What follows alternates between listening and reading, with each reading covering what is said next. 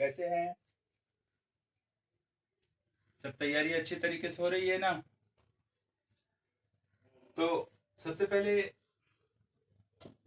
आज मेरा मन तो कह रहा था कि नया चैप्टर चालू करो, लेकिन फिर भी अभी अवलोकन करने के बाद में जो चैप्टर आपके पास बताया जा रहा है उसमें कुछ सेलेक्टेड और इम्पोर्टेंट क्वेश्चंस छूटा हुआ है।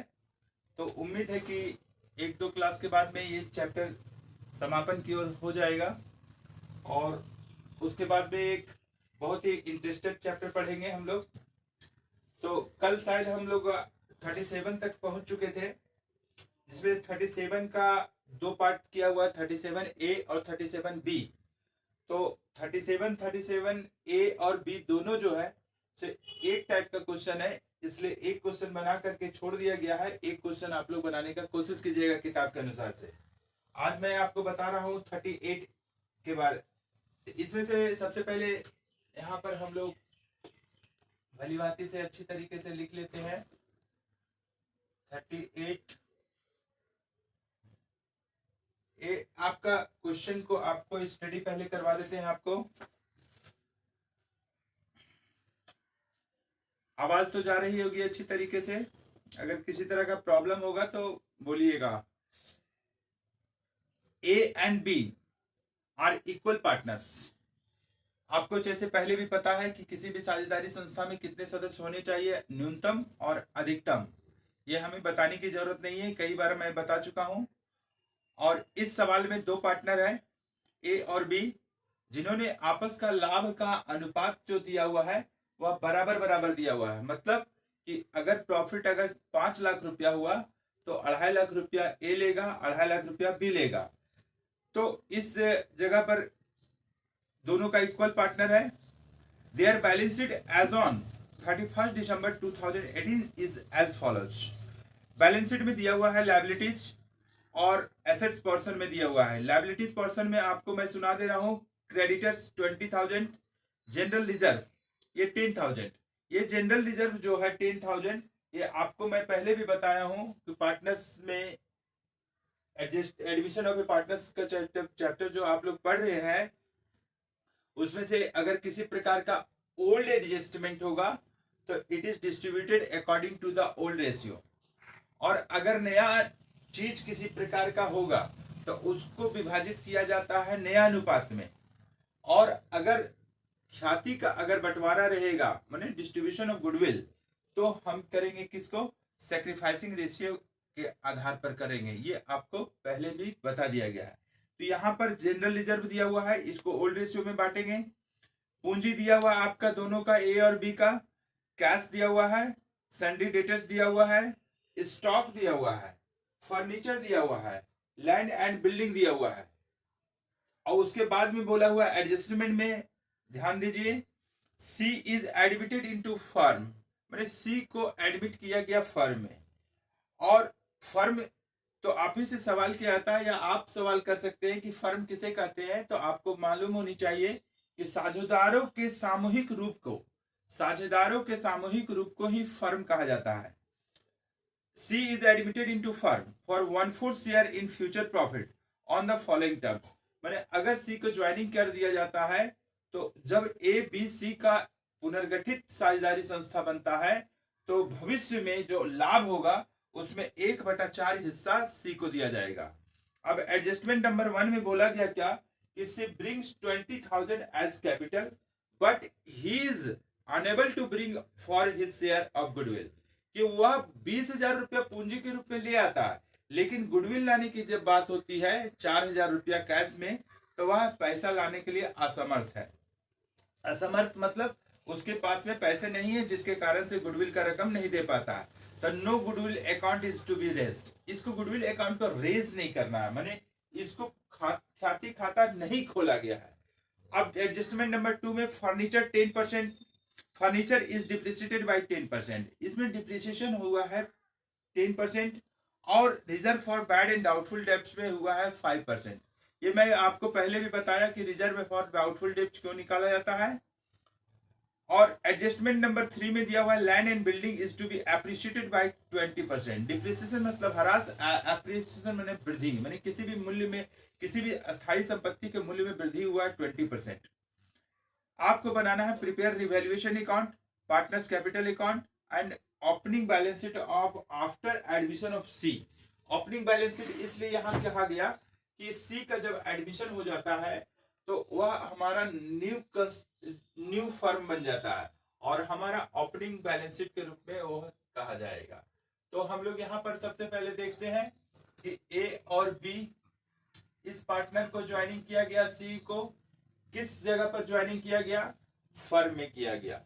ए और बी का बिजनेस चल रहा था, सी को लाया गया। इन लोगों का रेशियो दिया हुआ है कितना, बराबर। तो किसी सवाल अगर बराबर दिया हुआ रहेगा तो हम लोग लिखेंगे 1:1। अगर 3 पार्टनर पहले रहता, ए बी सी और डी को ज्वाइनिंग किया जाता, उस पर भी लिखते 1:1:1, मतलब बराबर ही है ए और बी का अनुपात। अब सी को जब ज्वाइनिंग किया जाता है इस जगह पर, तो इसको भविष्य के लाभों में 1/4 दिया जाता है।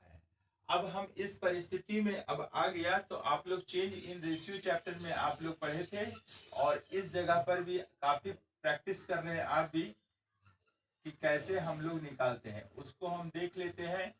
Calculation of new profit sharing ratio.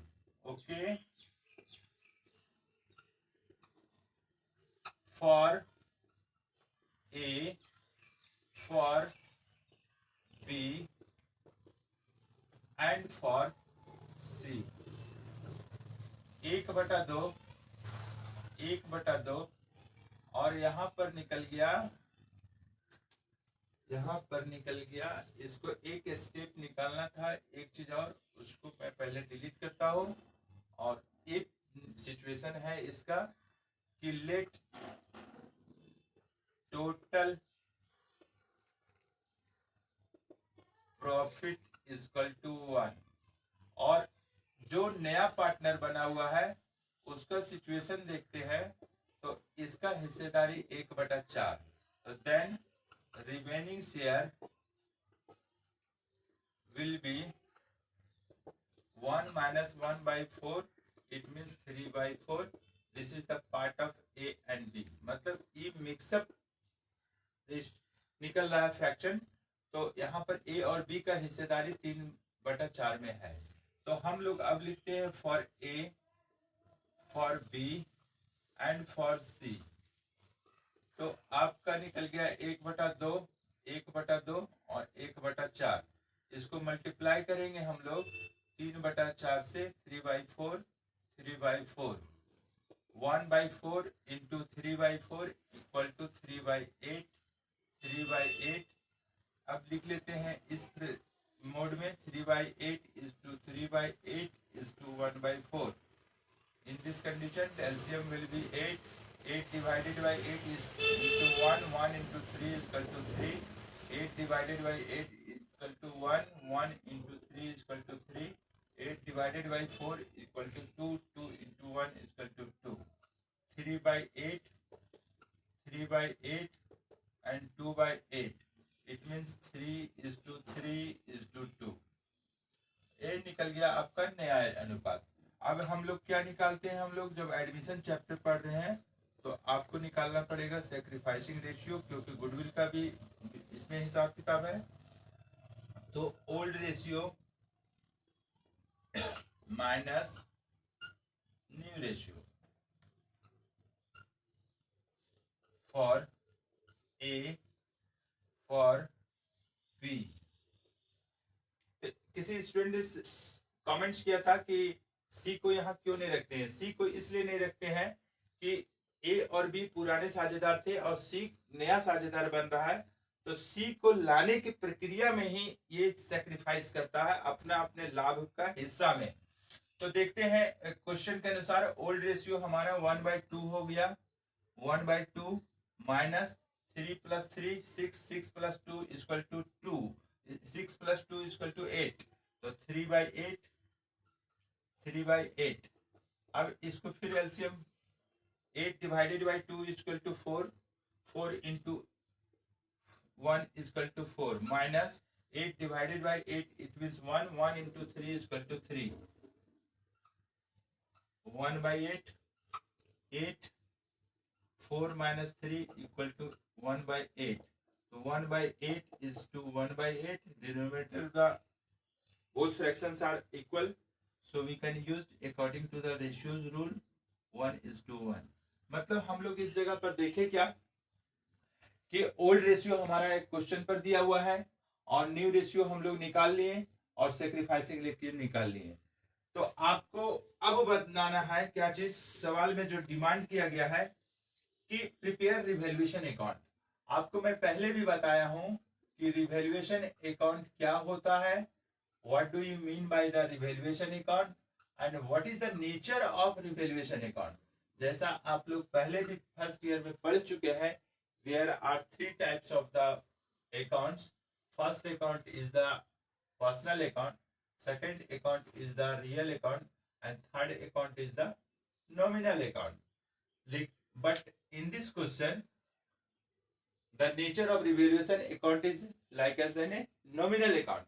And किसी ने पूछा कि what is the formula of nominal account, तो हम लोग बताएंगे इस बात को और जानते भी है कि debit all expenses and losses and credit all incomes and gains।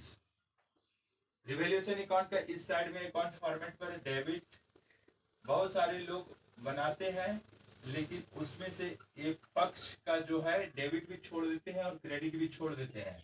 ये लिखना कंपलसरी है आपके लिए। यहाँ पर आपको अमाउंट्स रुपीज एंड रुपीज, मतलब इस रिवैल्यूएशन अकाउंट में आपको शो कैसे करना है, तो in this side all type of the expenses and losses are shown in the debit side of revaluation account and all type of the profit and gains are shown in the credit side of revaluation account। मतलब जितने सारे खर्च और हानि होंगे उसको हम लोग डेबिट साइड दिखाएंगे और जितने सारे लाभ और आय होगा वह हम किस अनुपात में किस जगह पर दिखाएंगे, रिवैल्यूएशन अकाउंट का क्रेडिट साइड में। तो हम लोग सवाल में देखते हैं कि फर्नीचर में हमारा 10% की दर से ह्रास होता है, तो हम यहाँ पर 2 लिखेंगे और फर्नीचर में हम लिख दिए कितना हमारा, तो फर्नीचर हम देखते हैं कितना है हमारे पास। पहले का बैलेंस शीट में 10,000 और 10,000 का 10% हमारा कितना हो जाता है 1,000। ओके, अब आते हैं आगे। सन्डी डेटर्स पर 5% का रिजर्व किया गया है, रिजर्व फॉर डाउटफुल डेब्ट्स। कितना रिजर्व फॉर डाउटफुल डेब्ट्स है, 20,000 का 5% कितना हो जाएगा 20,000 का 10% 2,000, 2,000 और 5% आपका 1,000 निकल गया। ठीक है, भूमि और भवन में 20% का वृद्धि किया गया और जब वृद्धि हुआ है appreciation in the value of land and building, तो हम लोग लिखेंगे यहाँ पर लैंड एंड बिल्डिंग कितना हो जाएगा 20%, कितना दिया हुआ है 25,000, 25,000 का 20% हो गया आपका 5,000। ओके, अब हम लोग सिचुएशन क्या देखते हैं, और किसी आइटम में तो रिवैल्यूएशन तो नहीं किया गया है। अब यहाँ पर हम लोग क्या करेंगे, हम लोग इस जगह पर क्लोज करो खाते को। अब देखते हैं इस किसी भी खाते का अवलोकन करने समय बैलेंसिंग निकालना अगर है तो सबसे पहले हम लोग देखेंगे कि कौन सा पक्ष में ज्यादा है। तो देखने के बाद पता चल रहा है कि क्रेडिट साइड हमारा ज्यादा है, मतलब 5,000, इसको लॉक कर दिए। 5,000 में 1,000 और 2,000 रुपया घटा देंगे तो हमारा आ जाएगा 3,000। तो ये आप जान सकते हैं कि ये हमारा प्रॉफिट हुआ या नुकसान हुआ। आपको बताया गया है credit side is more than debit side, then conclusion will be profit, and if debit side is more than credit side the conclusion will be loss. मतलब अगर क्रेडिट साइड ज्यादा है, डेबिट साइड कम है, तो आपका परिणाम प्रॉफिट में आएगा। तो हम लोग यहाँ लिखेंगे profit transferred to partners capital account. तो कौन, ये पुराना चीज है, इसलिए पुराने अनुपात में ए और बी 1/2, 1/2। इसका 1500 रुपया हो गया, इसका 1500 रुपया हो गया। ये आपका रिवैल्यूएशन अकाउंट कंप्लीट हो गया। अब हम बनाते हैं क्या चीज, partners capital account. Partners capital account. तो अब यहाँ पर क्या हम लोग प्रक्रिया है, यहाँ 3 पार्टनर, तो 3 कॉलम हम लोग बनाते हैं यहाँ पर।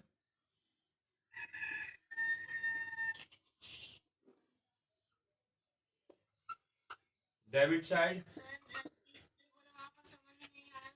कौन सा,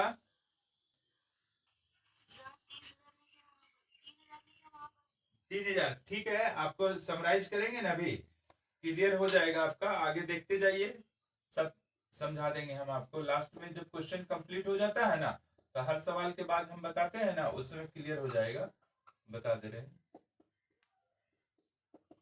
पार्टिकुलर्स ए, बी एंड सी।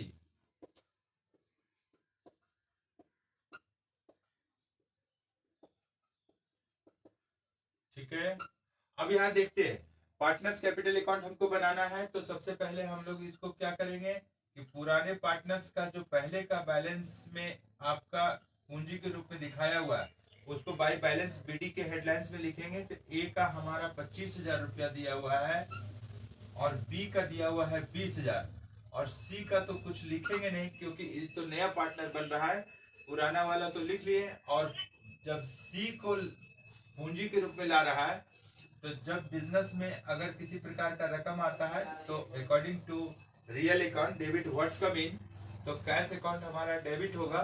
तो इसको अगर जर्नलाइज करें, cash account D R to C capital account, लेकिन अगर पोस्टिंग कर रहे हैं तो सी का कैपिटल अकाउंट क्रेडिट में आ रहा है, इसलिए क्रेडिट साइड में इसको दिखाया जाता है। अब सी कितना लाया है इसमें, 20,000। सी कितना लाया, 20,000। अब इसमें सिचुएशन क्या है, सो देखिए, अब गुडविल के बारे में बोला हुआ है यहाँ पर क्या, कि 4,000 रुपया नगद लाने में असमर्थ है। पहले वाले क्वेश्चन में हम लोग क्या करते थे कि 4,000 रुपया जो लाता था उसको by premium for goodwill account कर देते थे और सेक्रीफाइसिंग रेशियो में बांट देते थे। लेकिन ये सिचुएशन ऐसा है कि 4,000 रुपया का मतलब गुडविल अकाउंट को रेज नहीं किया गया, खोला नहीं जा रहा है। तो इस सिचुएशन में हम दिखाएंगे क्या कि सी जो है, सी कैपिटल अकाउंट डी आर, आप लोग म्यूट कर लीजिए, आउटसाइड साउंड आ रहा है फिर कल की तरह।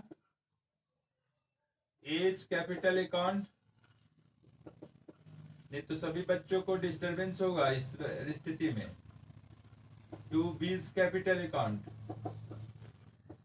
तो ये 4,000 रुपया का रकम, ये जो सी नहीं लाया है, इसको ए और बी कॉम्प्रोमाइज करेंगे बराबर बराबर अनुपात में। क्यों, सेक्रीफाइसिंग रेशियो भी हमारा बराबर बराबर अनुपात आया हुआ है। तो अब इसको देखते हैं क्या कि सी हमारा कहां पर है, इसको पोस्टिंग कर रहे हैं, सी हमारा डेबिट में है, तो अपने हाथों को डेबिट साइड रखिए और संबंधित खाते का नाम लिखिए as capital account.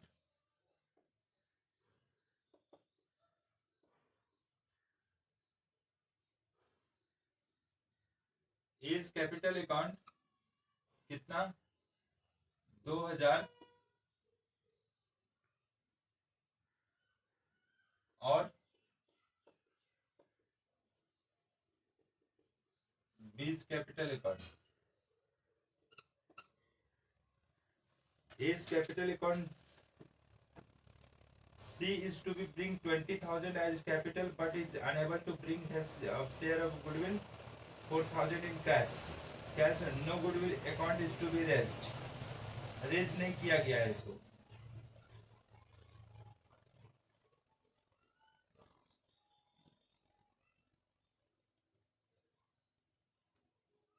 C brings 20,000 as capital, but he is unable to bring his capital of 4,000 in cash. No goodwill account is to be raised. तो रेज नहीं किया गया, मतलब सी कैपिटल अकाउंट हमारा 4,000 है और ए और बी का हमारा बराबर बराबर अनुपात में आ जा रहा है। तो सी के खाते में हम लोग देख रहे हैं तो 2,000 रुपया हमारा ए के लिए ए कॉम्प्रोमाइज कर रहा है और बी को कॉम्प्रोमाइज कर रहा है 2,000। ठीक है, और इन दोनों का देखते हैं जो क्रेडिट साइड पोर्शन में है, इसको हम लोग लिखते हैं seize capital account. Seize capital account.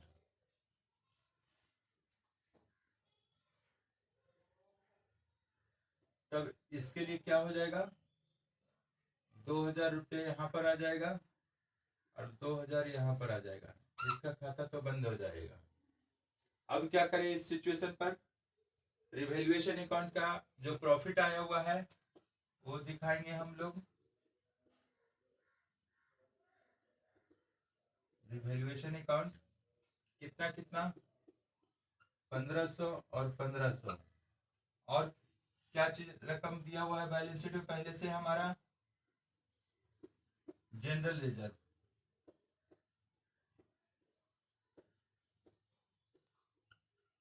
General reserve कितना दिया हुआ है, 10,000। ये 10,000 पुराना चीज है, पुराना अनुपात में निकालेंगे तो 5,000 और 5,000। अब खाते को बंद करते हैं हम यहाँ पर, खाते को बंद करते हैं। अब खाता को बंद करने के बाद में इसका 20,000 रुपया पूंजी के रूप में बात था, 20,000। अब इसको टू बैलेंस सीडी करेंगे तो 4,000 घट जाएगा, तो इसका नया पूंजी बन जाएगा 16,000, राइट। अब इसका हिसाब, बी का हिसाब देखा जा रहा है तो 20,000 और 2 22,000, 22 और 5 27, 27 और 1 28,500, कितना 28,500, 28,500। तो अब बैलेंस में हमारा इसका बी का कहना है कि मेरा हिसाब में 28,500 है, नया पूंजी कितना होगा, फर्म से क्वेश्चन किया गया, फर्म जवाब दिया आपका किसी प्रकार का नुकसान नहीं हुआ है इसलिए 28,500 रुपया आपका नया पूंजी बनेगा। ए का भी कहना है कि मेरा भी हिसाब कर दिया जाए। अब तो फर्म का कहना है कि 25,000 आपका था, सी के लिए 2,000 रुपये कॉम्प्रोमाइज किया गया, 1,500 रुपये रिवैल्यूएशन में प्रॉफिट हुआ, 5,000 रुपये जनरल रिजर्व में है, सब मिला के 25 2 27, 27 32 और 1,500 मैंने 33,500, 33,500 रुपया आपका ये न्यू फर्म का पूंजी बन गया। अब देखते हैं क्या चीज, ये रफ वर्क मैंने किया था। अब सिचुएशन देखते हैं हम लोग कि न्यू बैलेंस शीट को हम कैसे बनाएंगे। तो हम लोग सबसे पहले ये ओपनिंग बैलेंस शीट के रूप में देखा जा रहा है, कब, जब ए और बी और सी तीनों एक नए फर्म में ज्वाइन किया है। यहां पर लिखेंगे एज ऑन, डेट क्या है 31 दिसंबर 2018, 31 दिसंबर 2018। आपका ये पता है आपको कि आर्थिक चिट्ठा यानी कि बैलेंस शीट जो बनाया जाता है वह अकाउंट फॉर्मेट में नहीं बल्कि स्टेटमेंट फॉर्मेट में, तो इसलिए इस तरह के विवरण में मैंने स्टेटमेंट में आपका डेबिट और क्रेडिट नहीं होगा। ये बोला जाएगा कि this side is the capital and liability side, capital and liabilities, assets, sorry asset नहीं, amount, capital and liabilities, okay.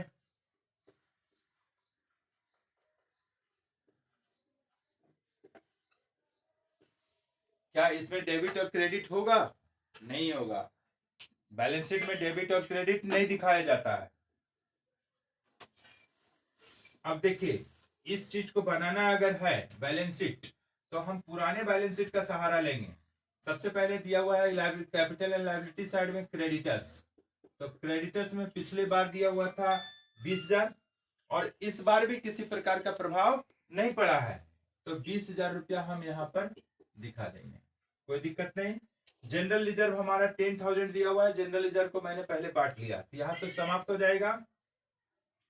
और उसके बाद में कैपिटल्स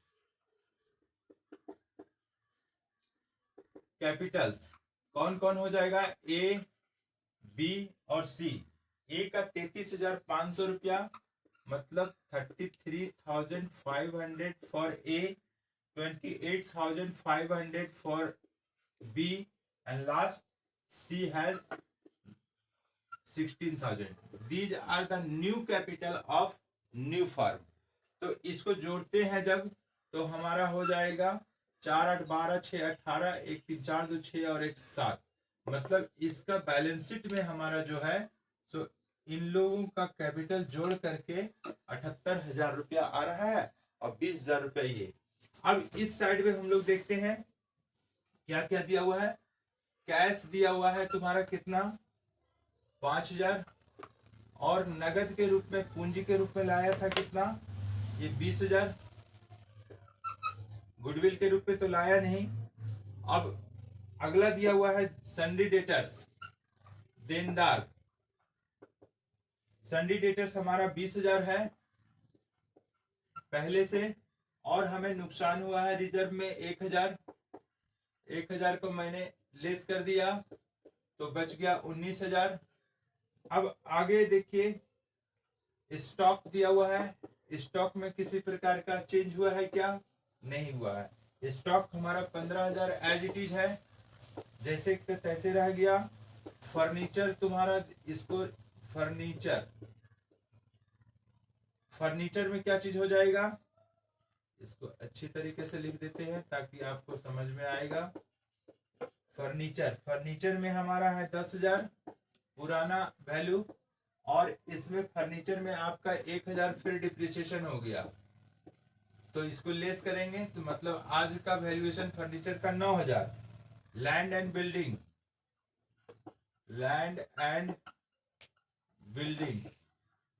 ये लैंड एंड बिल्डिंग का अमाउंट दिया हुआ है 25,000।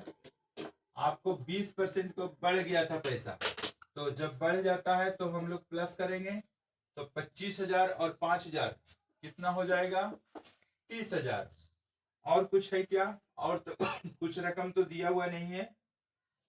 अब दोनों साइड जोड़ेंगे, इस साइड में हम जोड़ते हैं तो आ जाता है 8 और 7 2 9, 98,000 आ जाता है।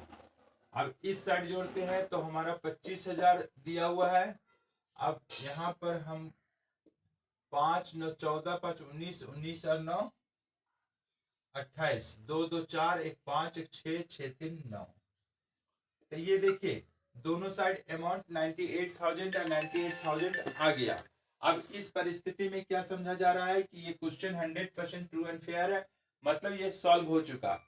आपको गहनता से और गंभीरता से इस बात को ध्यान देना पड़ेगा कि सर जिस तरह से जैसे जैसे बना रहे हैं उसको स्पीड वे में बनाना है। आपको मैं मोटिवेट करते हुए समझाते जाता हूँ, इस वजह से थोड़ा सा वक्त लग जाता है, लेकिन इस सवाल को सॉल्व करने में आपको 15 मिनट का टाइम लगेगा, इससे ज्यादा नहीं लगेगा। तो मैं थोड़ा सा 2 मिनट के अंदर मैं आपको समझा रहा हूँ इसको समराइज करके। देखिए इस साझेदारी संस्था में जो आपका एक स्टूडेंट का कमेंट्स में आया हुआ था कि सर इस जगह पर हमको समझ में नहीं आया, तो आप इस चीज को देखिए, साथ साथ में सभी का हो जाएगा प्रॉब्लम सॉल्व। ए और बी दो पार्टनर है जिसका से पुराना अनुपात के रूप में दिया हुआ है कि लोग बराबर बराबर अनुपात में बांट लेंगे प्रॉफिट में, तो 1:1 आया। अब इस बीच में ए और बी ऐसा महसूस करता है क्या कि सी को प्रवेश किया जाए अपने साझेदारी संस्था में, सी को, तो सी को समझौता तो हो गया, लेकिन बोला क्या गया कि सी सवाल करता है कि ठीक है आप लोगों के साथ मैं बिजनेस करना चाहता हूं, लेकिन आप मुझे इस बिजनेस में करने के बाद मुझे कितना प्रॉफिट दीजिएगा। तो ए और बी के तरफ से सवाल का आंसर आया कि आपको जो भी प्रॉफिट होगा फर्म पर उसके में 1/4 शेयर आपको कंट्रीब्यूशन मिल जाएगा, मतलब 1/4 आपको मिल जाएगा। तो यहाँ पर अब पोजीशन आता है अकाउंटिंग रिकॉर्ड्स में कैसे कैसे करेंगे इसको। अब सबसे पहले लिखेंगे क्या, calculation of new profit sharing ratio. Let's total profit be 1, मान लिया कि 1 है प्रॉफिट और इसमें सी का हिस्सा हमको सबसे पहले दे देना है न्यू पार्टनर का 1/4, तो बाकी शेष बचेगा वो ए और बी का हो जाएगा, मतलब 3/4 यहाँ पर बच गया।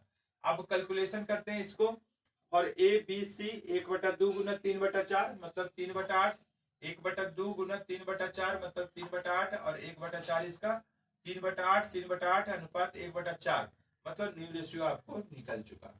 इसी तरह से सेक्रीफाइसिंग रेशियो निकालेंगे हम लोग सूत्र के अनुसार। सेक्रीफाइसिंग रेशियो बराबर old ratio minus new ratio for A for B, तो इसका 1/8 करके आया, सेक्रीफाइसिंग रेशियो 1:1। यहाँ तक तो ज्यादा समझाने की जरूरत नहीं पड़ रही है, इस वजह से कि मैं बार बार इस चीज को प्रैक्टिस करवा रहा हूँ, और हमें विश्वास है, आई होप कि तुम्हें यहाँ तक तो कोई प्रॉब्लम नहीं होता होगा। अब यहाँ पर कल भी कमेंट्स में आया था कि रिवैल्यूएशन अकाउंट के बाद में थोड़ा सा सर हमको कुछ कुछ बातें समझ में नहीं आती है, तो आप इस चीज को गहनता से ध्यान दीजिए मेरी बातों पर, क्योंकि अगर ध्यान देते हैं और गहराई से लेते हैं तो ये सारा चैप्टर जो है एडमिशन ऑफ पार्टनर्स का जो क्वेश्चन है वो आसानी से सॉल्व आप कर लेंगे, और अगर ध्यान नहीं देते तो it is impossible for everyone. अब देखते हैं रिवैल्यूएशन अकाउंट का, सबसे पहले इसका नेचर पढ़ते हैं कि हम लोग जैसे जब भी स्टार्ट होता है अकाउंटेंसी तो उसका बेसिक फॉर्मूला है आपका क्या, कि there are 3 types of the account. First account is the personal account, real account and nominal account. और रिवैल्यूएशन अकाउंट जो हम लोग बनाने जा रहे हैं आज की तारीख में, वह किस नेचर का अकाउंट है, सबसे पहले इसको स्टडी करना चाहिए।